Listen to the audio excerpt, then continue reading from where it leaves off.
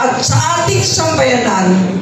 Kami po ay magpapatuloy sa aming sinumpaang tungkulin, maglilingkod ng buong katapatan, buong kasiyahan, at walang halong pag-iimbot. Sabi nga ng iba, kung hindi tayo, ay sino pa nga ba? Sino ba ang magmamahal sa ating inang bayan, kundi tayo rin? Kung ang iba ang sarili lamang ang kanilang interes, ang sarili lamang ang kanilang pinag-uukulan ng kanilang mga pagsisikap, tayo pong lahat ay hindi gayon. Tayo'y nagsisikap para sa bayan, para sa pamilya, at para sa sambayanang Pilipino. Mabuhay po ang Rising Filipino Awards. Naway magpatuloy ang pasimulang ito taon-taon at asahan niyo po ang suporta ng buong Public Attorney's Office at ng inyong lingkod. Maraming pong salamat.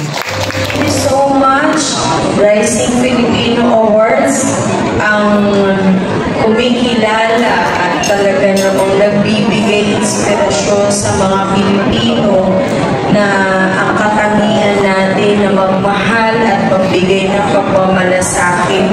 Ito po ay isang paraan para mas lalo pang umaling ang dangal ng Pilipino. Maraming salamat po. Stage now for the next.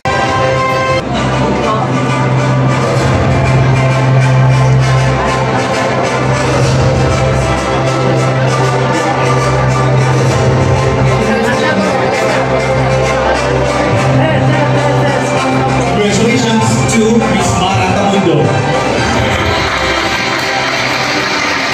I'd also like to thank our presenters for tonight's award. Maraming salamat sa Rising Filipino Awards. Talaga naman na-surprise ako bilang ako po ay nabigyan ng award, na-recognize sa ating mga ginagawa at naging star of the night pa.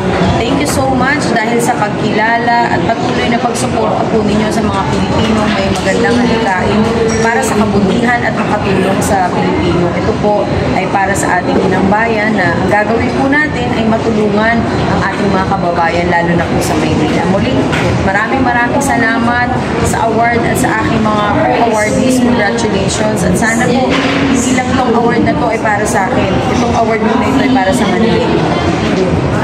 Thank you.